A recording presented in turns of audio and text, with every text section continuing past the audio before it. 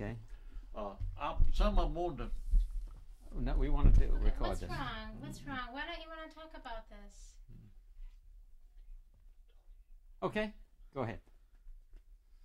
Claude, would you like to talk about this? Well, as I remember, after the strike, there wasn't any effort to continue the union, or because they quit paying dues, and there's no point in coming to a meeting because so it just fades away, I guess you'd say. And I don't know of any group of people that wanted to participate in the union anymore after that. Why do you remember that? Well, the way I remember it, there was a few wanted to try to carry on, but when you bust union, it's busted. So they done what they meant to do. You were telling us about the industry people knowing how to bust unions. Could you talk about that? Oh yeah, they wanted you to strike. Wanted you to strike and starve you. They had a pretty good way of busting union.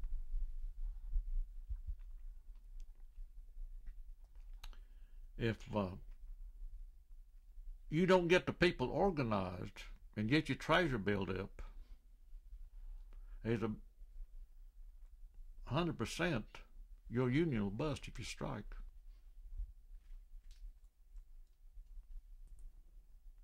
Well, you're talking about the industry people in Gastonia and Gaston County.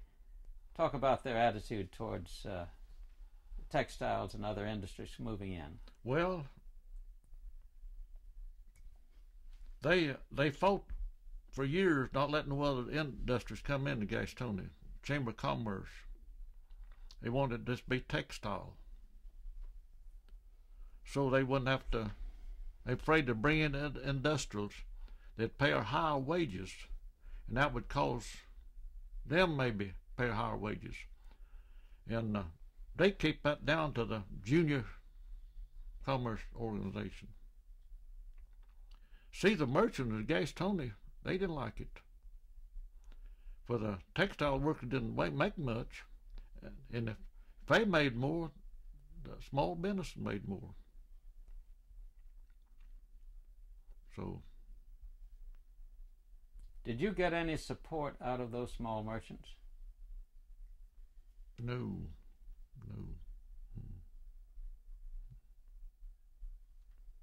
I ask that because in some places they did. Could you talk about the New Deal? Remember when Roosevelt came in? Oh yeah.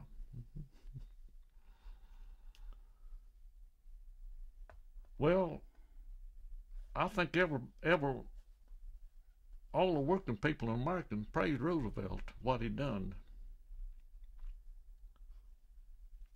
And one that reads the history, they still praise him. And what people remember still praise him. I might be saying something or not say, but what I can't understand now, people praise Roosevelt, bringing in wage an hour law, shorter wages, more pay, but they'll go vote for the same Congressman send them to Washington. It's again everything that Roosevelt stood for. That's what I can't understand. Still doing it. That's the dilemma. That's true. Yes. What do you think about that, Claude? Well, I happen to be in that group that Ernest was talking about. I mean, in my personal opinion, but that, of course, as we know, the NRA was declared unconstitutional, and so there's so much involved in some of the things that took place. That goes back to what I told you the other day, that personally I don't think that it's the right thing to do is tell people what they have to do, and them not have a choice. And when you go back and think about the NRA, that was a decision made that forced the companies to pay a certain amount and cut down the working hours of the people. So that there is some difference of opinion as far as some of the things. Of course, it seemed it was necessary in order for the milk companies to be controlled. And so what they had to do, I mean, it seemed like it was necessary. But when you think about the right thing, is I don't like to be told by somebody that you have to do this. You got no choice. I have to do it. That's. How do you feel about that? Well, if our government hadn't stepped in and said you have to do it, it wouldn't have been no way. We'd have been still working 11 hours. We'd been on low wages. So the government has to step, when it becomes necessary, to step in to help the working man of this country. That's the way I feel. Now, what were conditions like in the village where you lived in Grove? Well, they was close knit. Our village was nice people. About all of them nice people, and you could trust them. You never did have to lock no doors, no windows. I could come in any time of night. Our door would be unlocked, windows up, and wasn't much crime back then. Very little bit crime. Tell about your house. Well, when I went to housekeeping, I had a 3-room house. Bathroom, it had a commode in it. That's all it had in it. Kitchen had a zinc and a spigot. And grate, fireplace, burn coal in. That's to heat your house.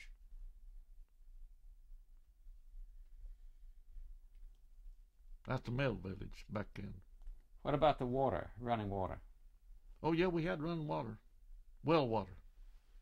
They had deep well pumps, and that's before the city went in, and Grove Thread had several deep wells, and they furnished the water to the factory and all the village. Did that come into your house? Oh yeah, we had running water. Mm-hmm. What about working in the mill itself? What kind of conditions was it? Well, way back there, it was a work condition. I can't say nothing about the work condition. You didn't make a living wage. That's the only thing. Work condition wasn't wrong with the work condition back then. I understand now they work. The job's harder now than it was back then. But you didn't make nothing. Was it hot in the mills? What about the dust? Yeah, it was. Back then they didn't have air conditioning. Our plant, they finally put in air conditioning several years before I retired. Well, now, we've heard some people talk about lint heads. Well, where they got this lint head, very few.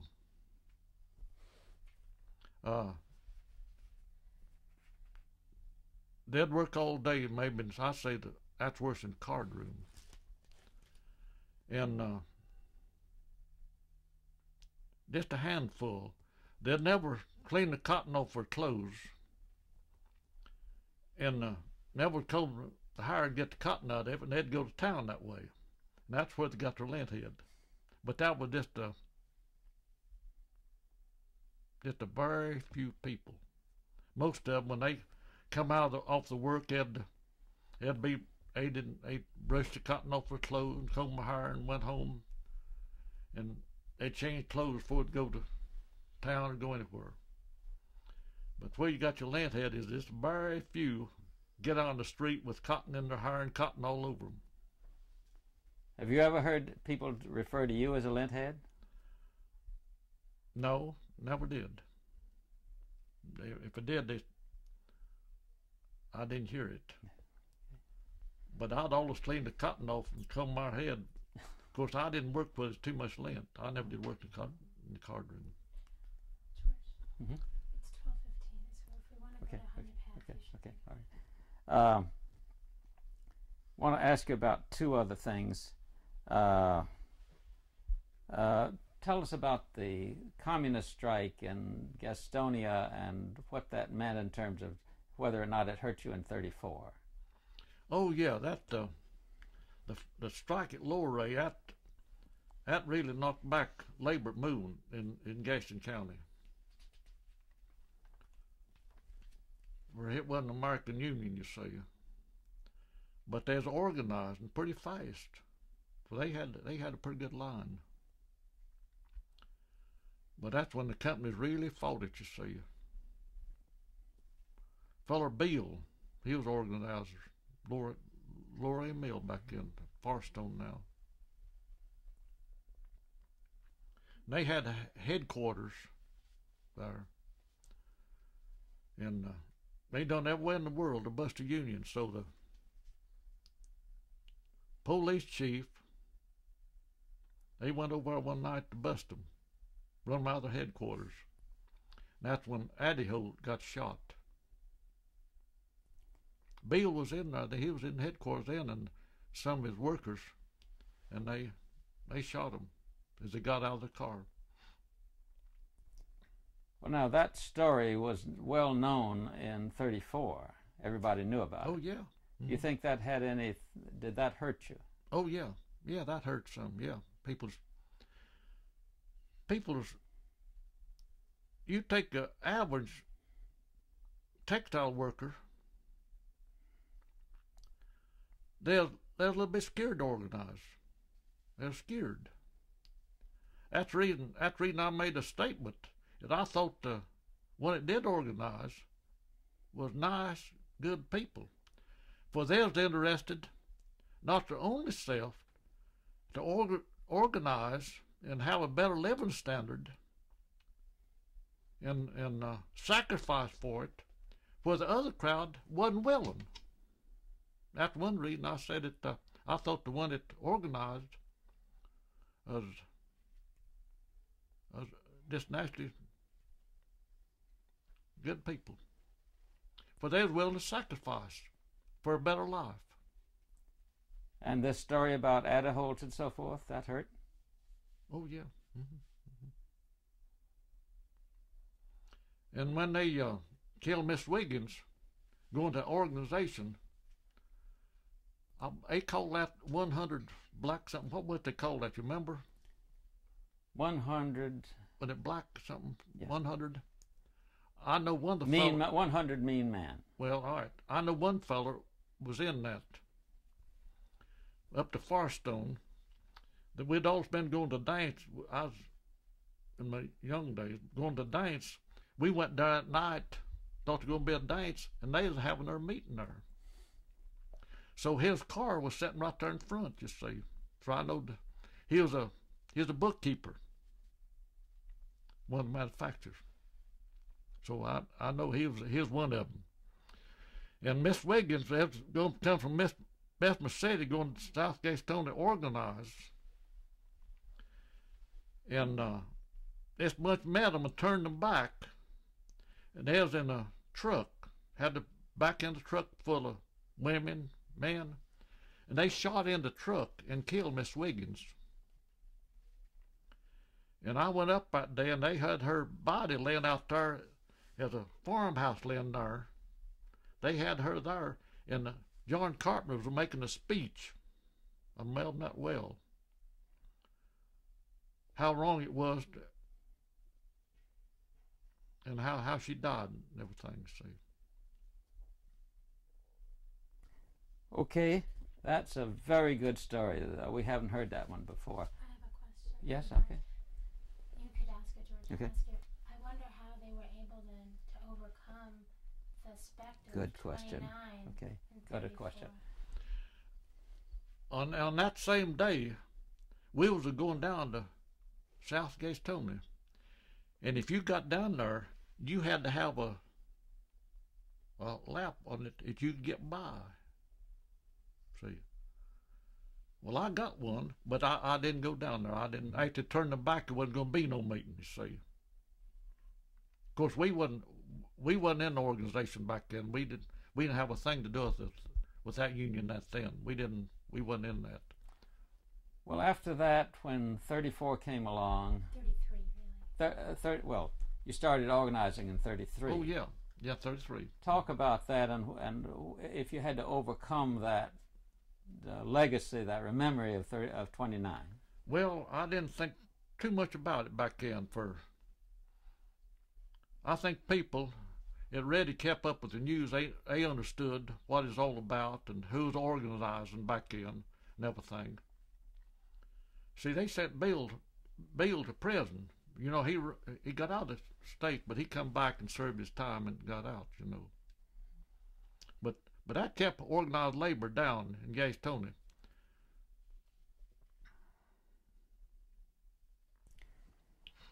George, organizing in 33 is Okay. Now, you started organizing, at least a year before the strike, didn't you? Around that. I say around that. Could you talk we about wasn't that? organized too long. No. Not too long. I don't remember this date, but we wasn't not too long. What's the date of this list we have of the local union? Okay. Just a moment. in the back. Got a handbill. It's not dated except 1934. But here's a handbill from the union. That's a list of locals in North Carolina. You see how many of them there were?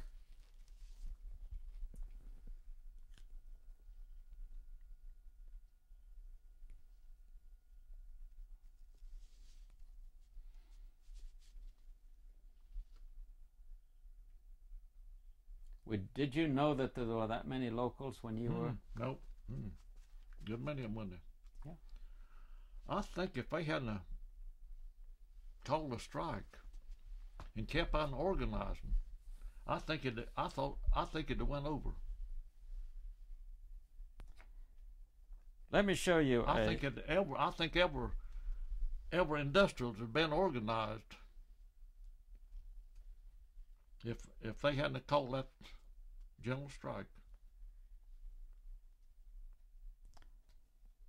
Let me show you a handbill that was put out by the Washington office of the strike. See if you recall that. Maybe you could read it out loud. Yeah.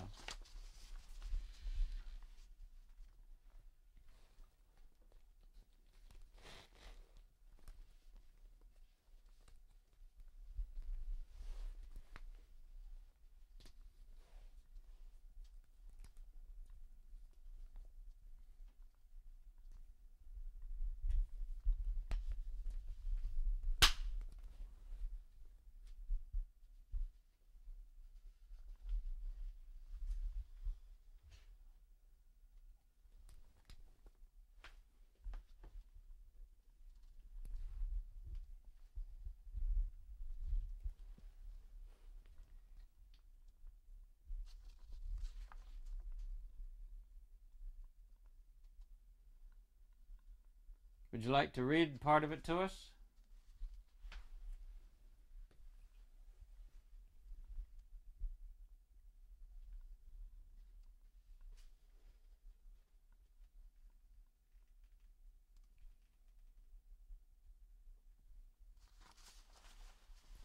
You want to read a little bit of that to us?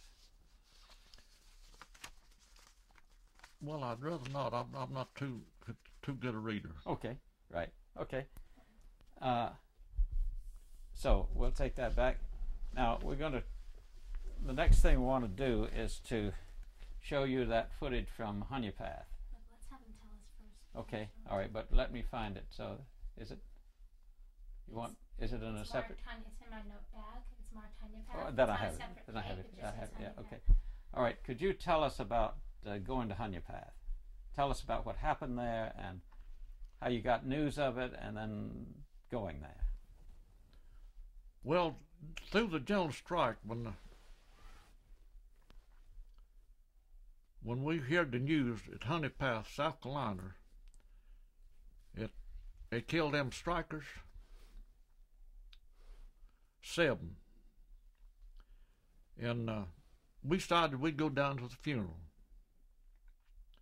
So my daddy, being the president of our local, he wanted to go.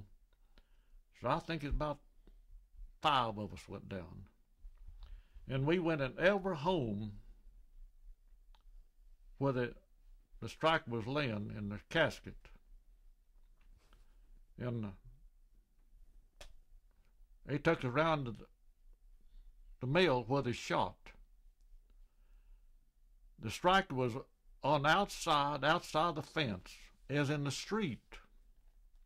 And they were shot from a higher window out of the textile. One feller, he owned a nice grocery store, and he worked there. He was killed. One home, this woman's husband was killed, and her brother was killed. And they had them there together in one house that night. That day. So we stayed for the funeral. Oh, there was a big crowd at the funeral. So it could have happened in Gastonia. Some of them just to bust a strike. If they could got by with it, they'd done some shooting in Gastonia. Now, when we went to Honeypath, 2 people told us, eyewitnesses told us about it. And then we went over to the graveyard, and we found the gravestones of some of the people. Mm-hmm. And on the gravestones, we saw the Union insignia. Mm-hmm. Yeah. Did you remember contributing to put up those stones? Yep. I believe it done it. I believe it done it at the funeral. Now I might be wrong, but it seemed like it was brought up. Seemed like I might be mistaken, but well, that was a big expense for people. Mm-hmm. All right. I wonder if you could describe the actual trip going there and in the car. Could you? Good. Tell us how you started out. Tell about the car, who went along, and what it looked like when you got there, the funeral. Well, the feeling when you got to town. Honeypath. Mm-hmm. Well, there's about 5 of us went down there. And we got down early that morning, so we decided we'd go around to visit every home that had a death in it. So we went to every home where they was killed and visited them for the funeral. What was the feeling in the town? Well, I don't know. You see, I didn't talk to Mm-hmm. people on this night at home. You know, there wasn't nothing much said that day at in Emily corpse. Was everybody mad? Well, I think it's more hurt. They're more hurt instead of mad. They just hurt. Of course, they had several speakers spoke there at the funeral. Of course, I don't remember the speakers now. All right, now we're going to show you some film we have from that funeral to see if that helps you to recall. It's open. It's open, out open. The funeral was. It's out open. Everybody attended morning too. That's the reason it's such a big crowd there. Were people crying? Were people crying? I wasn't that close in. I imagine there were, but a lot of hurt people. How many people would you say were there? Well, I wouldn't say. I wouldn't say, but I know there's way it was. It pretty much level. You couldn't hardly tell about how many where I stand, about how many were there, but there was a great crowd there. About how big of a piece of land did they have it on? Don't remember. Okay, now. One question. Yeah. Did this build their resolve to continue to fight? I want to do that after. Okay. Okay, we're going to be showing you the footage then of the funeral. Okay. We can cut just a moment. No, Dad, just putting that in. This goes.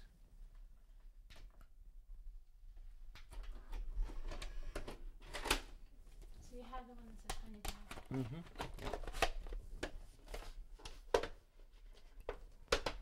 Okay, 105 funeral.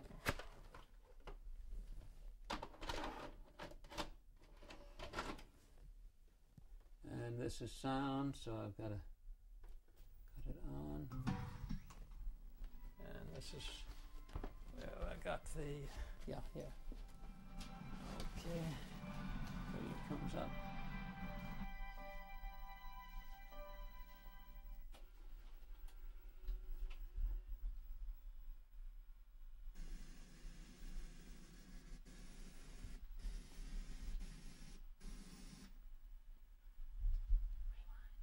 Rewind.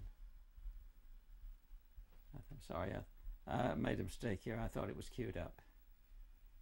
Okay, so we'll go rewind.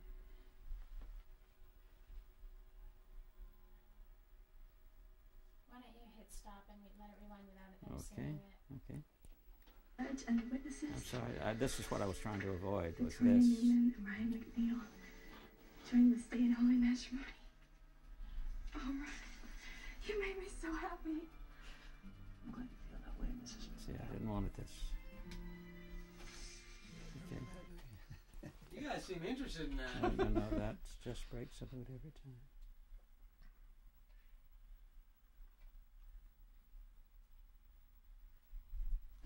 Okay.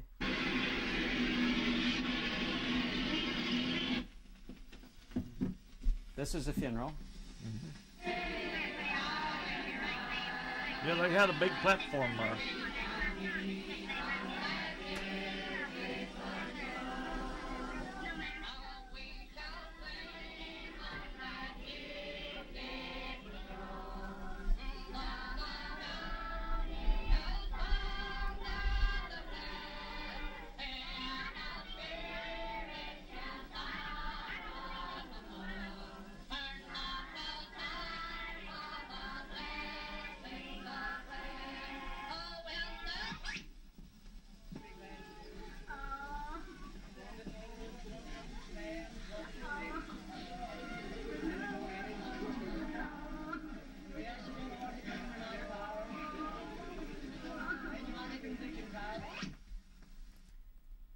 Could you tell us where you were in relation to that crowd? I was like a platform here. We was standing way over here to the kind of left of the platform. We were pretty way back. But we must have been kind of slow, late getting in there, and we went up too close. Okay, I'm going to play some more of this then. See if you recognize any of the speakers. Yeah, I recognize him, but I don't know his name. I recognize his face there. Yeah. However, I have a message signed by him and the members of the strike committee. I want to read it this time. Message from strike committee to families, friends, and co-workers of deceased strikers of Honey Path, South Carolina. The cruel and senseless death of the 6 strikers at Honey Path has profoundly dismayed and shocked the members of the General Strike Committee of the United Textile Workers of America.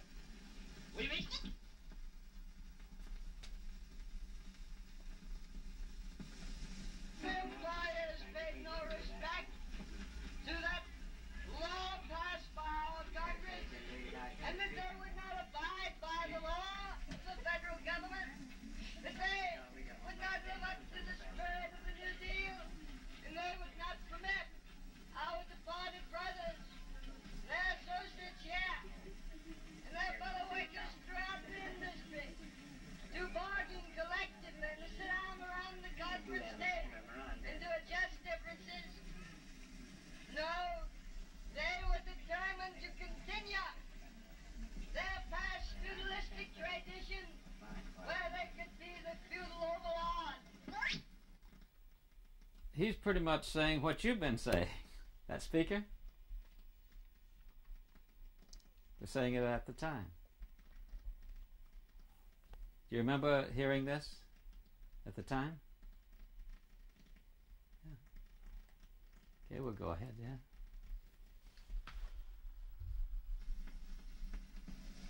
This evening, on this solemn, unfortunate occasion, is because the employees in this industry. They had several speakers. I mean, I forget how many they had, but they had several spoke.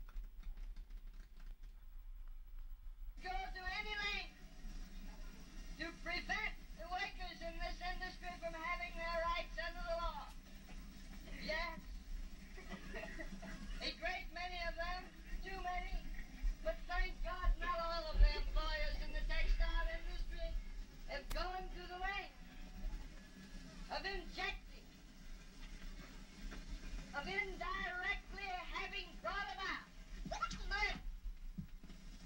beloved brothers, the full resources of the trade union movement and its friends in America. And I thank God that we have a humane administration of our federal government in Washington.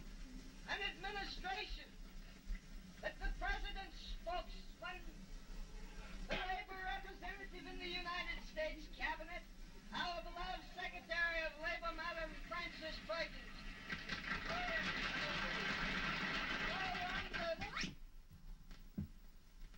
And here are the line of hearses. Mm-hmm. They tell me they had to go to 3 other towns to get enough hearses.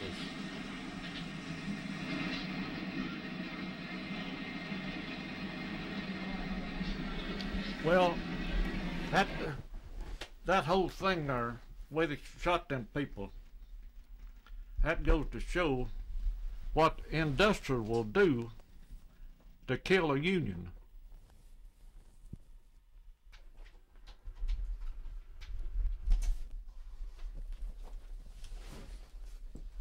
Right there, that's a picture of it. That's what they'll do, industrial will do, to kill a union. They murder to kill a union. Nobody was guilty killing them 7.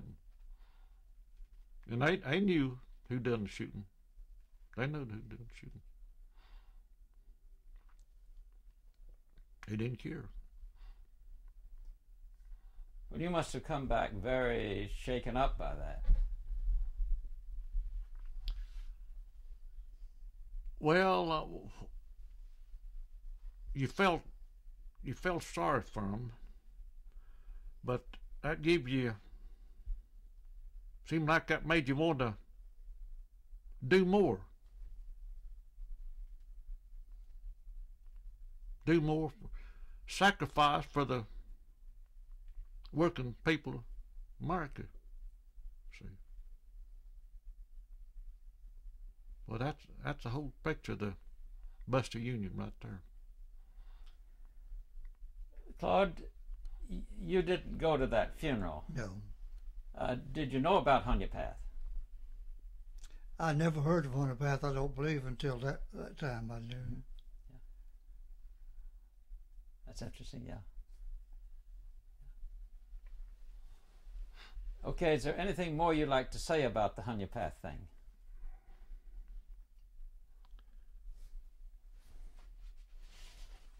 Well, I think it's a sad to think about if people sacrificed their life like these 7 did to bring the working class up to better standard.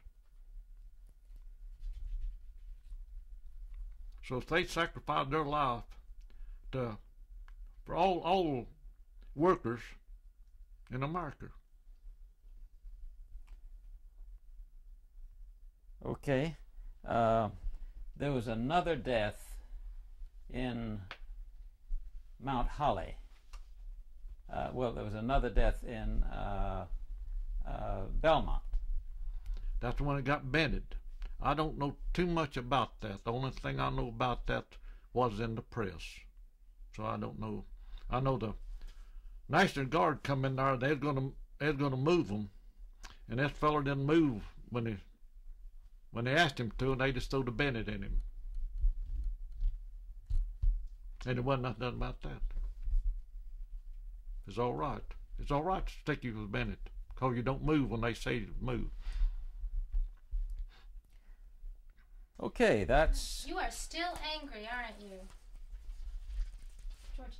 Yeah, no, that's that, yeah. You are really angry still, aren't you? Well, you feel hurt. You feel hurt, and it makes you kind of angry when you think it how the working class people were treated and what they could do and get by with.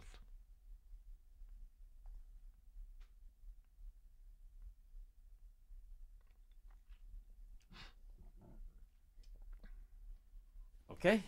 What happened when you came back to George, want to ask this, when you came back to Gastonia, how it affected their organization and if they reported it back? Yeah. When you came back from that funeral, you must have had a meeting the next week when you were on strike by that time.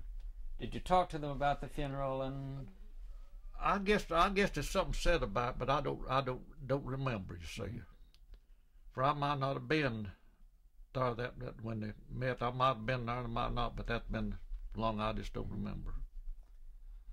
Now, you were married at the time. Oh yeah. Did your wife take any part in this? No, she wasn't working. No, she wasn't working. We had one child. You know, it's really something to talk to you, because we've been under the impression, you know, people tell us that Southern workers can't organize and that they didn't have guts. And look at all this. I didn't still understand what she said. We've been traveling around a lot, and we hear so much about people saying, well, if we've been anywhere but the South, but Southern people don't have the guts to organize. I go along that almost 100%. Almost 100%. That's it. That's it. Very few want to sacrifice. You got to sacrifice most anything you get into for the better. If it's for the betterment of the country, somebody's going to sacrifice over it. In the South, they just not willing to do it. They just ain't got the guts to do it. That's a whole thing right there.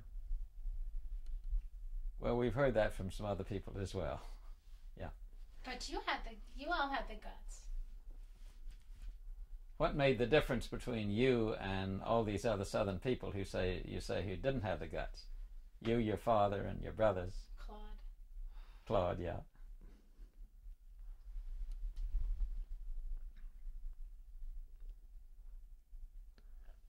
Speak that again. Okay, you're saying that the Southern people didn't have the guts to organize, weren't willing to sacrifice, and yet we've seen from the newsreels that there were thousands of people who were willing to get out and march and picket and so forth. Well, what I'm speaking of, I'm not talking about the general strike. I'm talking about on up till today. See? They're scared of the union. Afraid they'll have to sacrifice something if they join. That's what I'm speaking about. I'm not talking about the strike in. We had thousands of people because our government, our president told us we ought to organize. See? And I'm not speaking back when the strike. I'm talking about on up today. And still we'll lose more union members in America than we ever have lost. Through part of the reason who's in Washington. And we're going to do something about that next November. And that don't put that on the cap. Okay. Now, Okay. you think I'm right about that? I think you're right. Hmm? Yeah, it always seems to me that the politicians always come by to labor and say Now they there's- want your votes. Now the city have done org the Firestone. They organized that thing, got a union, and they trying to organize Kannapolis, but they fall short over there. Some people still scared, and I don't know how it's coming out, but you take America in the whole, we organized is way down. Organized labor is way down. But anybody that keeps up with politician, press, news, they understand what the reason. The man in Washington, he don't want it. See, he's against it. What does he think? What has to happen in order for people not to be afraid? Okay, one of the things, as we're traveling around all like this, and we talked to a lot of young workers, we were over in Kannapolis and talked to them, and we'd found that some people were afraid. Yeah, they're afraid. What do you think could happen that so that people wouldn't be afraid?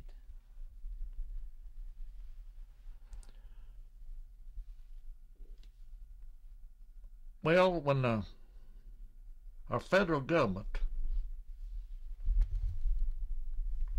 be more for the working class of people,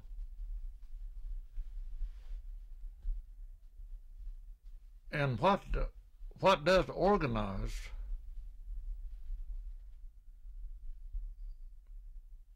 they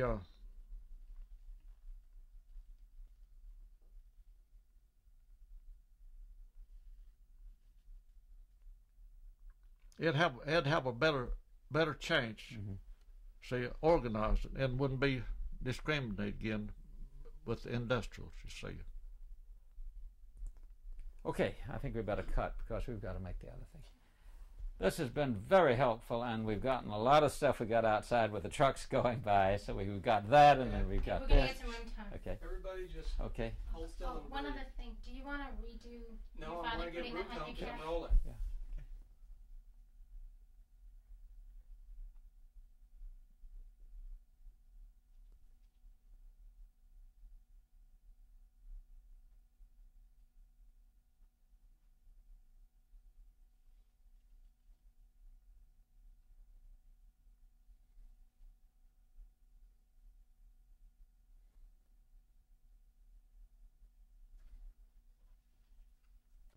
When he's mic'd, how's his level? And look up. No. Mhm. Why did your father take the office of president of the local? Say it again. Why did your father take the job as president of the local? Well, he thought he could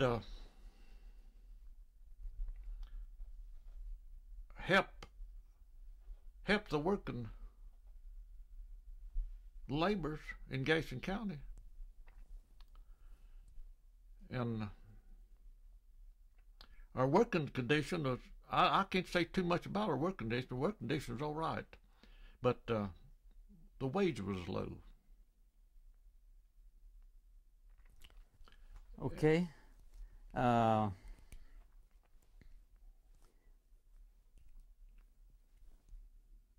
Tell me about the Labor Day parade that you went.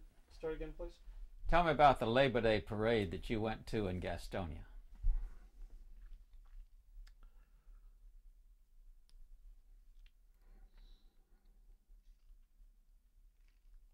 Now, Dad, would you address Claude? Ask something. Had not Claude? had not done talked No. that one time. Sure. You see, they're getting my question. Towards Claude. That's what you were driving in the car and had Yeah. all of it. Yeah. That's what. Claude, did you go to the Labor Day parade? No, Why not? I don't know why. I don't. This is the first I've ever heard of about having a parade. Okay. Why don't you ask the gentleman about the honey path and your last couple questions. I'm just going down the list. You know what you didn't ask before, which could be helpful?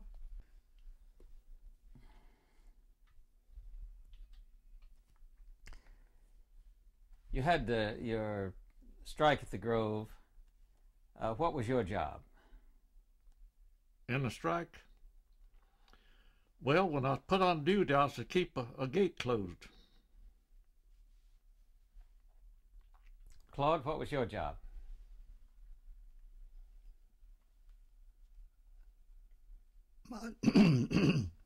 My job after strike, you mean? My job just to be on the picket line and discourage people who wanted to come to work, I suppose. Give me a serious face.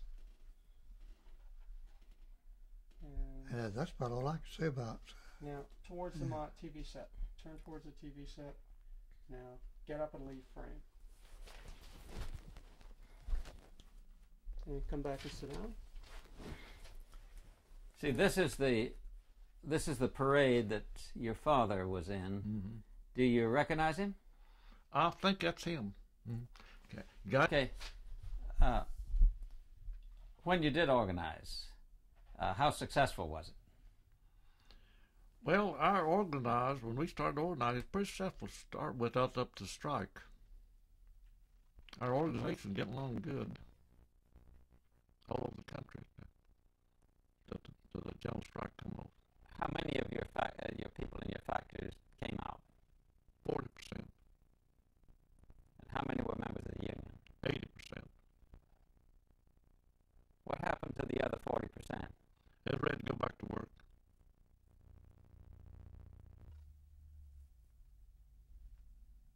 So when push came... Scared. You know why they were scared? I reckon I know they had to work. Had there been other strikes where people got evicted or anything like that in the Grove? Have there never been other strikes in the Grove?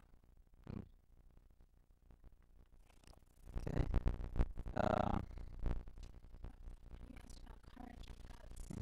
Yeah. How do you feel about what your father did? Oh, I'm proud of what he did. He's honest. He's honest in what he's doing. Okay. After the strike, what happened to your father? After the strike? Well, he moved up to Caldwell County. And he ran a farm worked on the farm till he retired. He was a Spanish-American War veteran.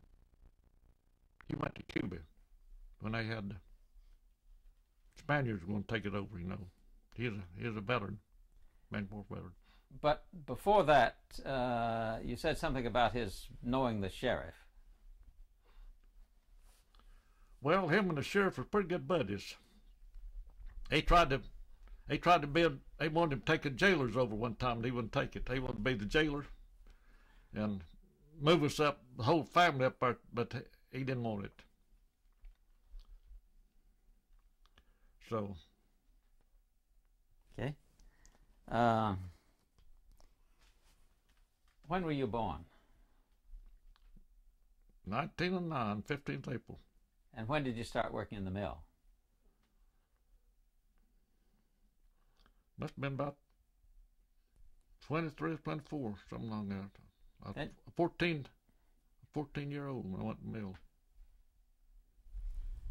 Okay. Could you do one where you describe what we're doing a little bit? You know, just use yourself in it. Well, you see, one of the things we're trying to do here is to tell the history of the people who worked in the factories. Mm-hmm.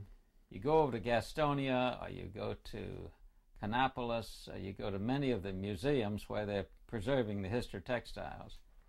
You see pictures of the owners, you see pictures of their houses, you see pictures of the factories, maybe you got some machinery and so forth, but you almost never see anything about the working people.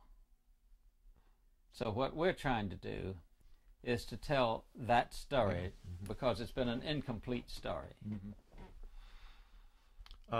when I read that in the paper, who they come to Gastonia to talk to, the mayor, bankers, I know then they wasn't getting a straight story. The working man, Gaston County. You saw that article in the paper about us. Yeah. Mm-hmm. And they told about us going to the mayor of Gastonia and the head of the museum. And so you thought that that was the story we were going to tell. No, when you questioned, wanted to know who was in the strike and all of it, I figured it'd be two sides of it. That's the reason I kind of wanted to call you. Why didn't you call us? I think my wife talked me out of it. Do you know why?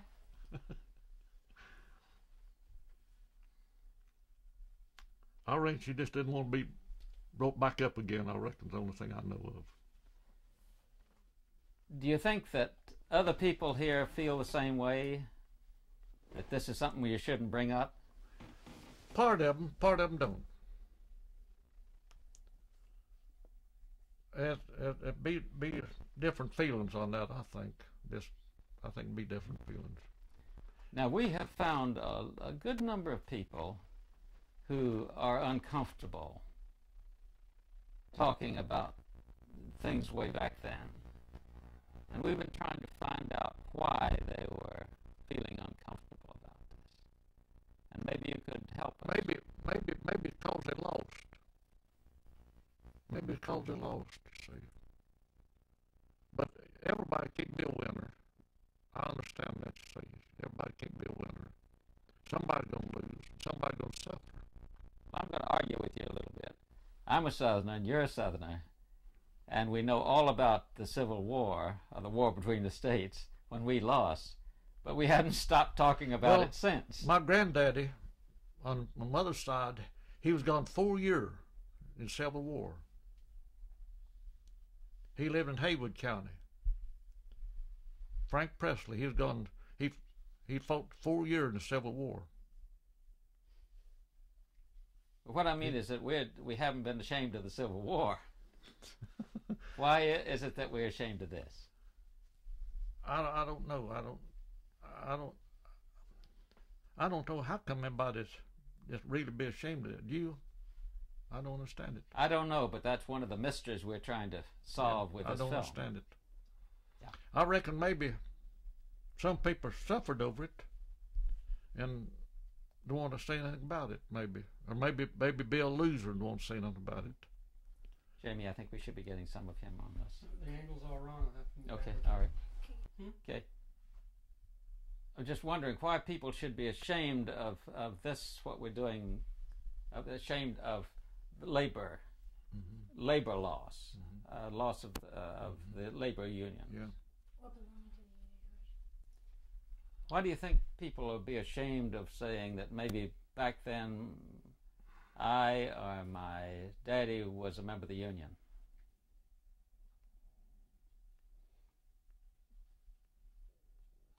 I really don't think they really think it out straight. What it's all about. Okay. We've been traveling all over the South trying to solve a mystery. That is that there was this big strike. We found all kinds of documents about it.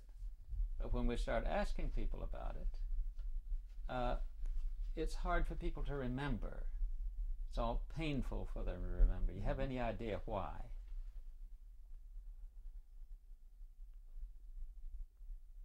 Well, I really don't know the answer.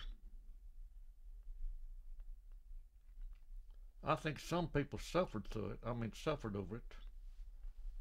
And we lost a strike. I think that hurt some. And organized labor in the South, in the whole, gets a dirty word. That's partly caused it. Do you know why?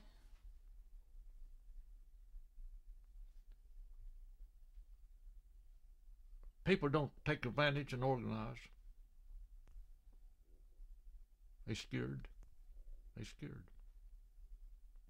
Well, now what we're trying to do is to kind of complete history. Textile industry, the textile workers have been forgotten in the history of the textile industry. You go over to Kannapolis, to the museum, you even go into the Gaston Museum here, you go to some of the other textile museums, particularly in the South, and you see they've got pictures of the owners, you've got pictures of the factories, you've even got sometimes the machinery, you've got all of that, but it's almost as though the cloth had made itself. Yeah. And what we're trying to do is to say these thousands of people who were working also deserve to be a part of this history. I've had this in my mind ever since I've been old enough to practice work. The factory worker, fashion textile, they're the lowest, I say the lowest paid. Well, I always thought about if I bought a TV, radio, bicycle, gun, car, I paid a high price. Them people made that, they was making more than I was. Well, how come we couldn't have got more for a pair of pants, cotton pants, shirt, a little bit more, raised our wages, and let them people pay just a little bit on our salary? That's all I've always thought about that. Why do you think they didn't win in Kannapolis last year?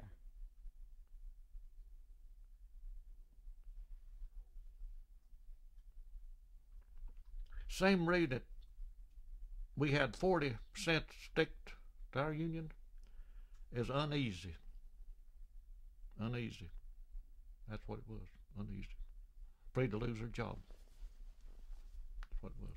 But the government says you got a right to join a union. Well, it takes so long to get a labor case through the courts. And a working man, if he ain't got some money saved up and don't work, he don't last long, see. It takes too long to get a trial through the labor board, you see. Now you were in, okay, no.